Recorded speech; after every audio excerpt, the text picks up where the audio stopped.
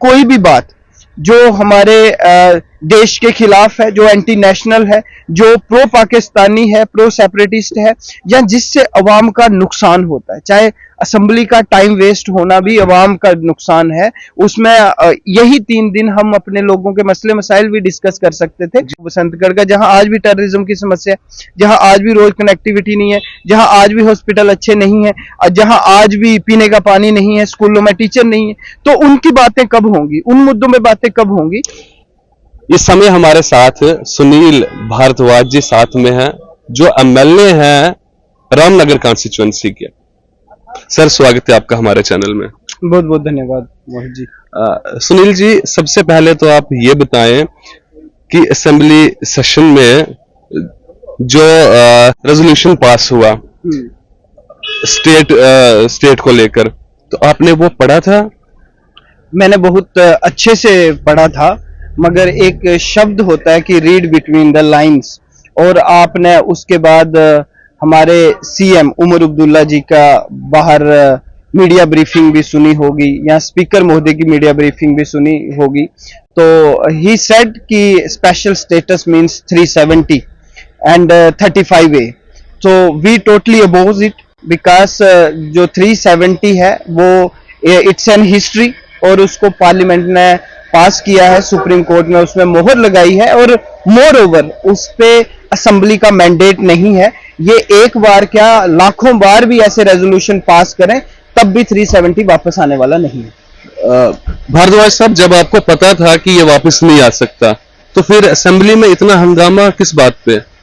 ऐसी कोई भी चीज, पहले मैं आपको बताता चलूं कि असेंबली एक डिसिप्लिन से चलती है, business of the house notify किया जाता है, और उस दिन ऐसा कोई भी बिजनेस नहीं था रेजोल्यूशन लाने का। पहला आपने एक दिन देखा ऑब्चुरी रेफरेंसेस थे, वाहिद परे जी ने उस दिन भी 370 की बात कर डाली।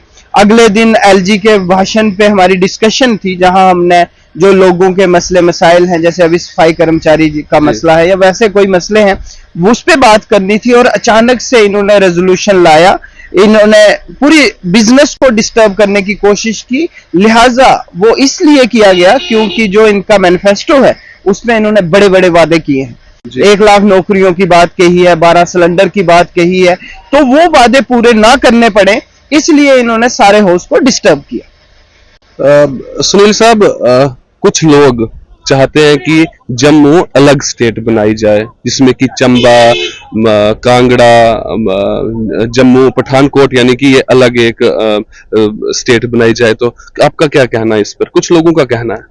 देखिए, वैसे तो इस विषय पे कमेंट करना इट्स नॉट माय मैंडेट।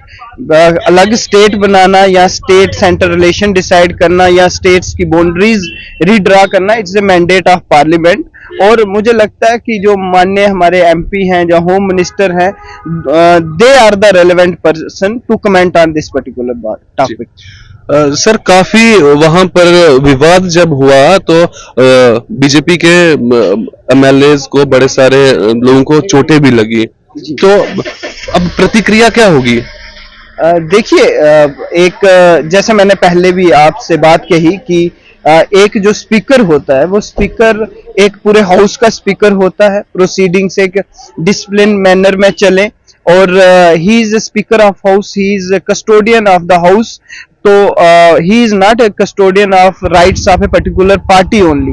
तो विपक्ष हो या सत्ता में बैठे लोग हों, उनको बराबर मौका देना चाहिए, उनकी बात सुननी चाहिए। तो जब इन्होंने ये 370 रेजोल्यूशन अब्रप्ट लाने की बात कही, तो हमने उसको अपोज किया, हमने उसका अपना आर्गुमेंट, अपना डाइसेंट उसमें हमने दिया, जिसपे स्पीकर महोदय में हमें बिल्कुल इग्नोर किया, और जब हमने अपनी बात बुलंद तरीके से उठाना चाहिए, उन्होंने फोर्स का यूज किया, मार्शल आउट किया गया, मैन हैंडलिंग की गई। तो उसी प्रक्रिया में लोगों को चोटें भी आई, मगर ऐसी कोई भी बात जो हमारे देश के खिलाफ है, जो एंटी नेशनल है, जो प्रो पाकिस्तानी है, प्रो सेपरेटिस्ट है, या जिससे अवाम का नुकसान होता है। चाहे असेंबली का टाइम वेस्ट होना भी अवाम का नुकसान है, उसमें यही 3 दिन हम अपने लोगों के मसले मसाइल भी डिस्कस कर सकते थे। तो इसलिए हमने आवाज उठाई कि आप जो चीज दफना चुके हैं, जो 370 खत्म हो चुका है और असेंबली उसमें कुछ नहीं कर सकती,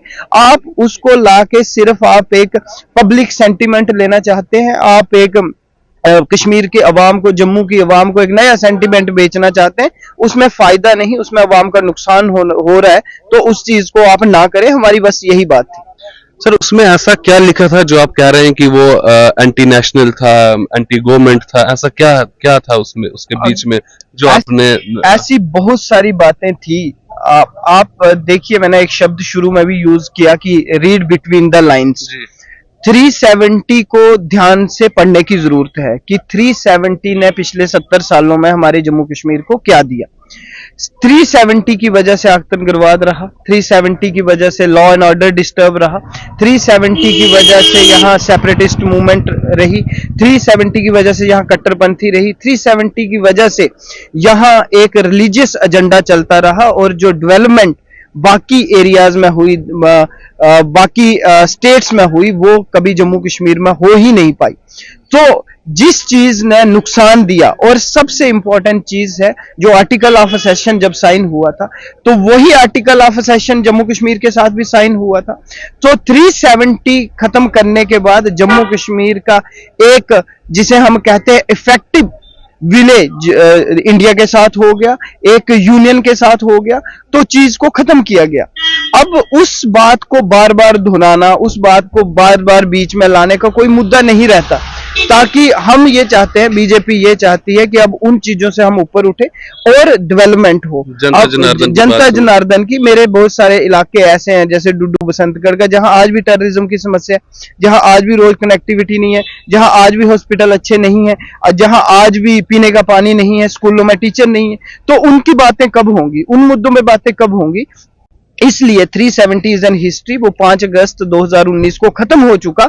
अब उससे आगे बढ़े और उससे आगे काम करें, वही मेरा तो विनय निवेदन सबसे है कि उसी पे काम हो, और फ्यूचर में जो भी असेंबली चले वो लोगों के मसले मसाइल पे चले, ये गड़े मुर्दे ना उखाड़े जिनका कुछ होना नहीं है। सर, इसी को लेकर आखिरी सवाल, फिर आपकी कॉन्स्टिट्यूंसी पे चलेंगे। लेकिन एनसी का कहना है कि उसमें लिखा ही नहीं था 370 को लेकर या 35A की, उसमें बात ही नहीं है, कहीं पर लिखा ही नहीं है उसके बारे में। तो फिर नहीं, आप देखिए, पहला तो मैंने उसको एक एक शब्द बड़े अच्छे से पढ़ा है। जैसे उन्होंने बोला कि अनकॉन्स्टिट्यूशनल वे में इसको खत्म किया गया 370 को। अगर ये अनकॉन्स्टिट्यूशनल, क्या इंडियन पार्लियामेंट इसमें it's a part of centre list, तो इंडियन पार्लियामेंट उसमें लॉ बनाएगी। देन उसमें जो अपने सुप्रीम कोर्ट का अपना मैंडेट है कि उसमें अकॉर्डिंग टू कॉन्स्टिट्यूशन वो किया गया है या नहीं, उसमें 5 जजेस के बेंच ने उस पर मोहर लगाई 2023 में। तो दैट मीन्स वो एक कॉन्स्टिट्यूशनल वे में काम हुआ है। देन दे सेड कि it's a unilateral removal, it's never a unilateral removal, क्योंकि उस टाइम यहाँ पे चुनी हुई सरकार नहीं थी। सो अकॉर्डिंग टू दैट जो रिमूवल किया गया यहाँ से एलजी महोदय के कंसेंट से लिया गया। तो और आप कॉन्स्टिट्यूशन को डिटेल में अगर उसको पढ़ेंगे, वो बहुत बड़ी डिस्कशन हो जाएगी। It was a totally democratic and constitutional abrogation of 370। जी, अब सर आपकी कॉन्स्टिट्यूंसी में चलते हैं। आपकी कॉन्स्टिट्यूंसी में ऐतिहासिक अगर बात की जाए तो रामनगर एक ऐतिहासिक इलाका है, पूरा शहर है। उसमें किलों की अगर बात करें तो आपके बहुत सारे फोर्ट्स हैं वहां पर, राजाओं के हाथ के बने हुए। जहां तक हमने स्टेट लाइन की टीम ने देखा कि हालात खराब हैं उनके, तो क्या कहना है आपका कि कब तक वो पुरानी आपकी इमारतें, आपके किले, कब तक दोबारा से नवीकरण उनका होगा? देखिए, जो विशेष करके 2 किले, एक महल और एक किला रामनगर के बीचों बीच स्थित है, और उसको जो अपना हमारी एक एजेंसी है जो geographical survey of India, geological survey of India उसके अंदर है और वही उसकी मेंटेनेंस करती है, और वो जो पोर्शन उन्होंने लिया है इट इज वेल मेंटेन्ड। मगर सिर्फ उसकी मेंटेनेंस से कोई ज्यादा होने वाला नहीं है, because Ramnagar itself is a tourism spot. जी बिल्कुल, एक ऐतिहासिक स्पॉट है, उसकी एक हिस्टोरिकल इंपॉर्टेंस है। So we want to develop Ramnagar as a tourist destination, not only city. हमारे पास बहुत सारे ऐसे एरिया हैं, पर्टिकुलरली मेरी कॉन्स्टिट्यूएंसी के, which can compete with any of the tourist destination of Jammu and Kashmir or Himachal for example we have RC Peak, we have Gand Top, we have Dudu Basantgarh all area and Syodhar। Bhaderwah के लोग भी उसको जानते हैं, वो मेरी constituency का हिस्सा है। तो अभी हमने सियोजधार को कौन भूल सकता है। तो अभी हमारे विकास हमने उसमें रोड पे हम बड़े फोकस थे, पहले भी वो 16-17 किलोमीटर का रोड था जो फॉरेस्ट क्लियरेंस की वजह से सिर्फ 4.5 किलोमीटर बन पाया है। तो मेरा प्रयास ये है, कल भी हमने इंस्ट्रक्शंस पास किए हैं कि वी वांट रोड टू सियोजधार, ताकि उसका टूरिज्म पोटेंशियल एक्सप्लॉइट हो सके। Second important thing in that area is terrorism.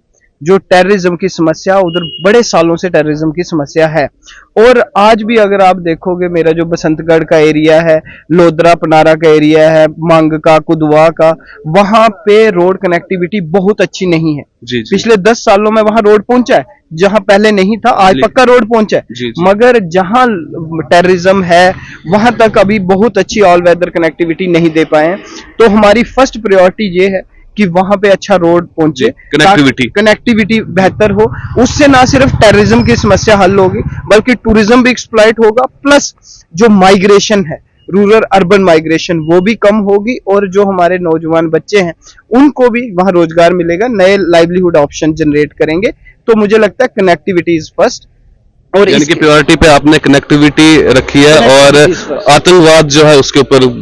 हाँ, means connectivity has a security relevance, it has a strategic relevance, it has a economic relevance, it has means livelihood importance, number of things, sociological importance. तो जब एक area connect होगा, अच्छी road connectivity होगी, बाकी potential भी तभी exploit होंगे। और मोस्ट इंपॉर्टेंट, उस एरिया में एम्प्लॉय नहीं जाता, आप ट्रांसफर करते हो, वो अपनी ट्रांसफर मैनेज करता है। So once you get a better road connectivity, employees whether teachers और doctors, they will also be willing to go, they will also be willing to serve.